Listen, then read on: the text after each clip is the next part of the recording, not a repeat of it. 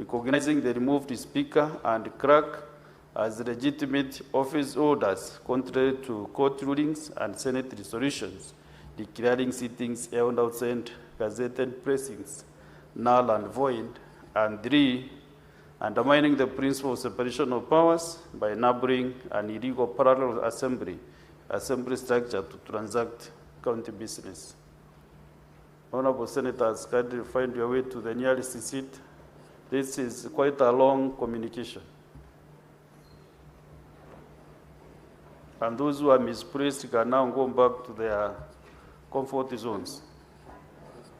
Allegation 2, unlawful assent to the Nyamira County Supplementary Appropriation Bill 2024. The particulars of these allegations are that the governor engaged in gross violations of Articles 175A, 185(1), and 224 of the Constitution, Section 130 of the Public Finance Management Act, and Section 21 of the County Governments Act, by 1, assenting on 26 November 2024 to the Nyamira County Supplementary Appropriation Bill 2024 without the approval of the County Assembly as required by law. Number 2, unilaterally altering county fiscal priorities without legislative authority. And 3, usurping the appropriation mandate of the County Assembly and weakening legislative oversight over public finances. Allegation number 3, illegal appointment of Dr. Peris Nyaboke Oroko, alias Peris Mungale, as a County Executive Committee member. The particulars of these allegations are that the governor engaged in gross violations of Article 179(2)(b), Article 259 of the Constitution, and Section 30D of the County Governments Act by 1, appointing and retaining Dr. Peris Nyaboke Oroko as a CC member despite the Assembly's express refusal to approve a nomination. 2, integrating her into the county executive structure and the payroll without lawful authority. And 3, relying on the unlawful bunga mashinani process to justify the appointment, contrary to court declarations invalidating all its actions. Allegation 4, illegal appointment of members of the municipal boards of Nyamira and Keroka municipalities. The particulars of these allegations are that the governor engaged in gross violations of the Urban Areas and Cities Act and the Public Appointments County Assemblies Approval Act by 1, appointing board members for Nyamira municipality and the Keroka municipality without submitting the names to the County Assembly for vetting and approval. 2, gazetting the appointments despite the absence of mandatory Assembly approval. And 3, constituting municipal boards in a manner contrary to law and outside established appointment procedures. Honorable Senators, kindly find your way to your seats. Very fast, without further discussions on the House.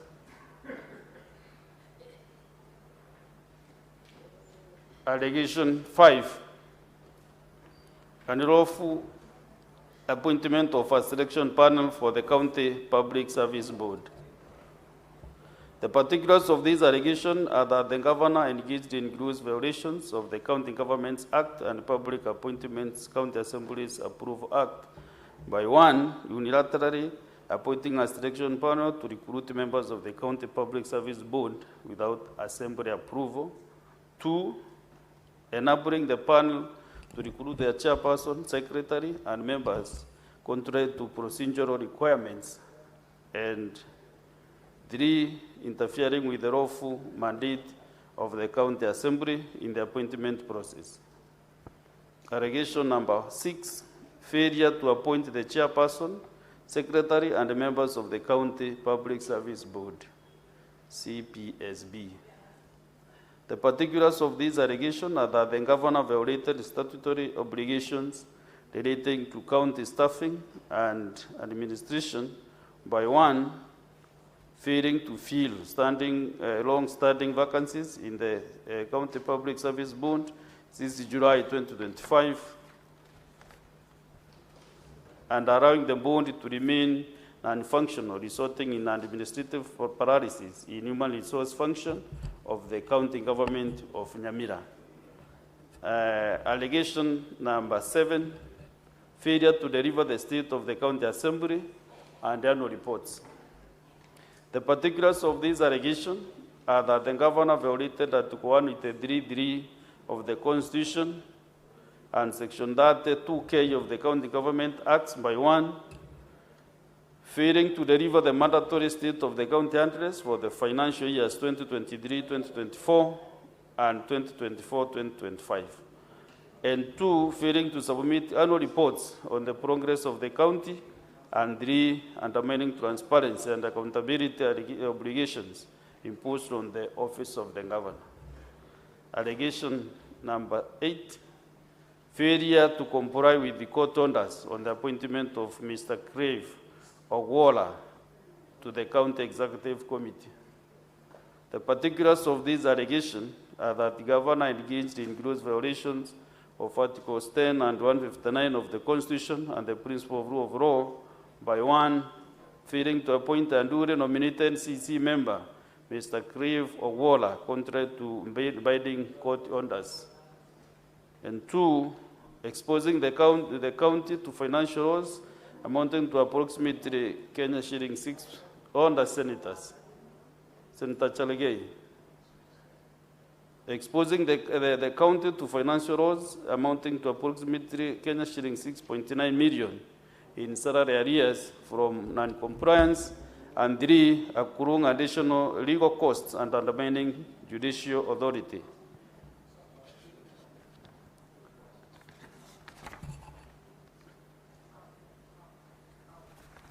The other one is abuse of office, allegation 1. You know there were 2 counts, then the second one is abuse of office. Allegation 1, recruitment of staff without a budgetary provision. The particulars of this allegation are that the governor engaged in abuse of office contrary to Articles 201D and 232 of the Constitution and the Public Finance Management Act by 1, authorizing mass recruitment of staff without budgetary provision or approval of the County Assembly of Nyamira, specifically A, the recruitment of 49 officers between February and April 2021, and B, the recruitment of Deputy County Secretary, County Attorney, support staff, 1 administrators, and sub-county administrators without the requisite approvals. And C, on the 9th of March 2023, the County Public Service Board advertised 358 vacancies, despite the absence of an approved budget for recruitment, an active recruitment freeze imposed by the County Assembly, and clear advisories issued by the Ethics and Anti-Corruption Commission. This recruitment expected to earn Kenya shillings 3.5 million annually to the wage bill, proceeded without any budgetary allocation or assembly approval, and D, accumulating salary arrears amounting to Kenya shillings 60 million owed to healthcare workers for 7 months. Number 2, ignoring formal resolutions of the County Assembly that flows further hiring, and 3, disregarding explicit advisory issued by the Ethics and Anti-Corruption Commission, EACC, and 4, abandoning the county with an unsustainable annual wage bill, estimated at Kenya shillings 325 million. Allegation 2, influencing irregular appointments of senior human resource officials. The particulars of this allegation are that the governor abused the powers of his office by handpicking and seconding officers, including Mr. Godfrey Kiriago and Ms. Emeonda Nyaberi, to strategic human resource HR positions. And 2, influencing the transfer of substantive office holders to create vacancies for his preferred officers to be employed. And 3, manipulating administrative structures to consolidate control over HR functions.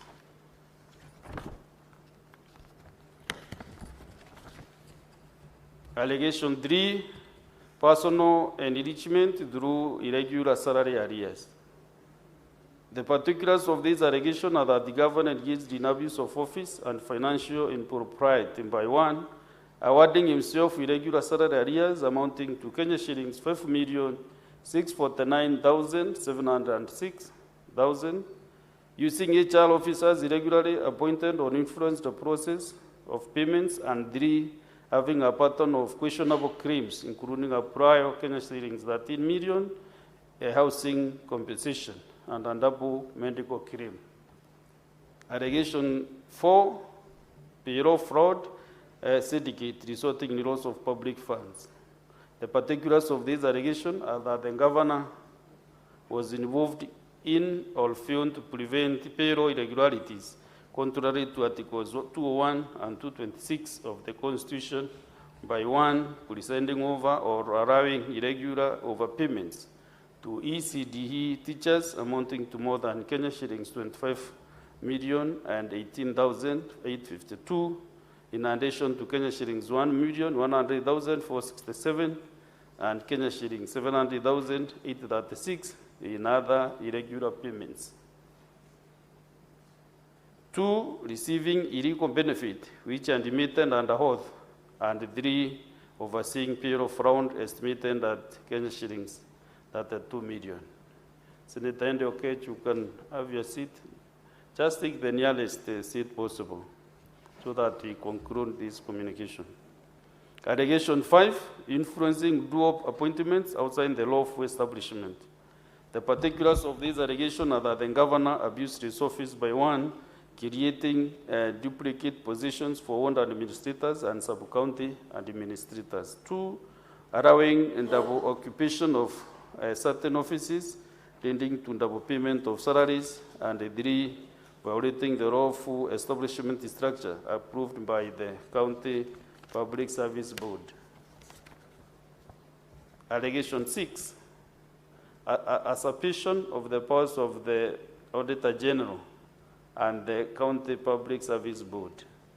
The particulars of this allegation are that the governor engaged in abuse of office in violation of the Constitution and the County Government Act by 1, conducting an unlawful payroll audit without the involvement of the Auditor General or authorization of the Assembly, and 2, using the audit to demote over 1,000 staff in the year 2021 and a further 254 staff in 2024 without due process, and 3, attempting to appeal as County Public Service Board decisions, reversing the illegal demotions despite having no legal mandate to do so.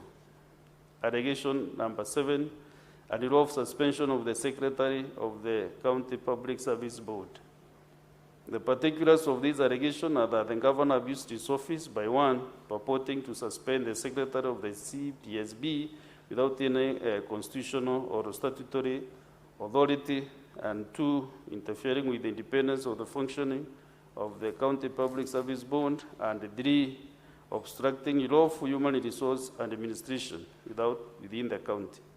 Honorable Senators, annexed to the other conveying the decision of the County Assembly were the following documents.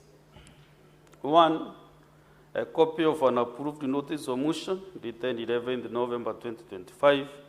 2, copy of an approved impeachment motion containing grounds and the particulars with annexes thereto, and 3, copy of the public participation report. 4, copy of invitation letter to governor to appear before the County Assembly to respond to allegations dated 17th November 2025. 5, copy of County Assembly answered report dated 25th November 2025. 6, copy of division of votes list. 7, advocates for the County Assembly. And 8, list of witnesses. Senator Abbas, you can have that analyst seat next to you. Honorable Senators, in terms of the way forward,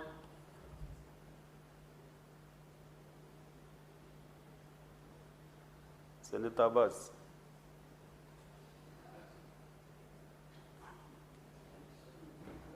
In terms of the way forward, following the reading of the charges against the governor, standing under 81B of the Senate, as read together with Section 3B of the County Government Acts, gives the Senate two options on how to proceed with the matter.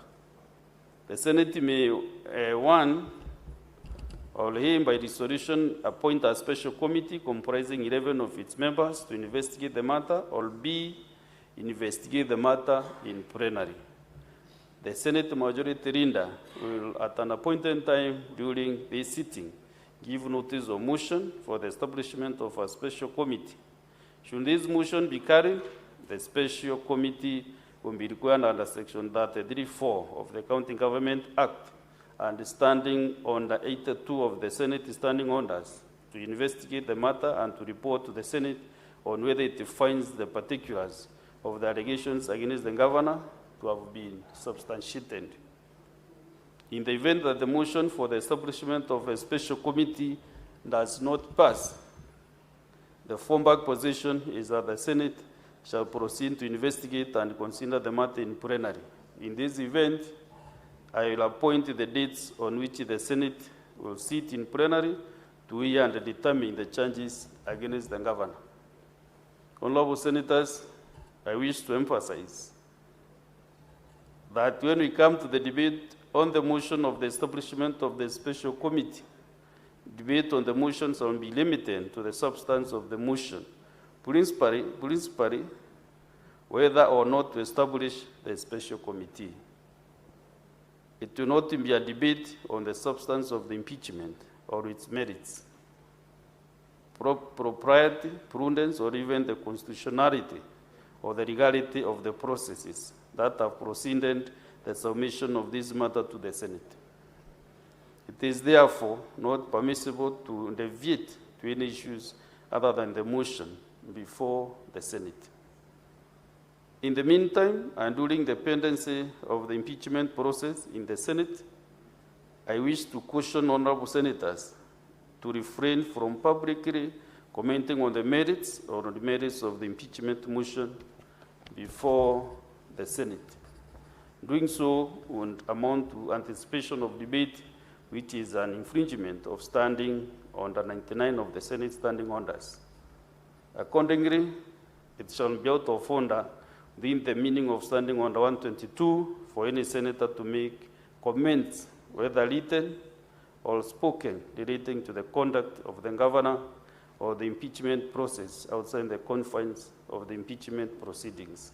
As such, comments may prejudice the fair and just outcome of the process. Honorable Senators, during the 13th Parliament, the Senate has dealt with 9 impeachment proceedings, 2 of which were considered by special committees and 7 by the Senate sitting in plenary, including one involving a deputy president. It is important that we draw on the best practices established in previous proceedings as we deliberate on this matter. The Senate will be sitting as a quasi-judicial body and will conduct investigations into the alleged violations of the Constitution and the law, and therefore make its determination on the matter. Let me remind you that the impeachment hearing is not just a procedural formality, but a crucial process that plays a crucial role in upholding the principles of democracy and good governance. This hearing is one of the Senate's most vital oversight functions and key responsibilities. I conclude by urging all honorable senators to exercise the highest level of responsibility on this matter. Thank you.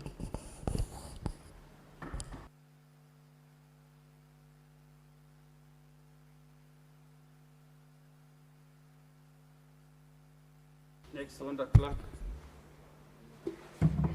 Order number 4, petitions. Order number 5, papers. Senate Majority Leader.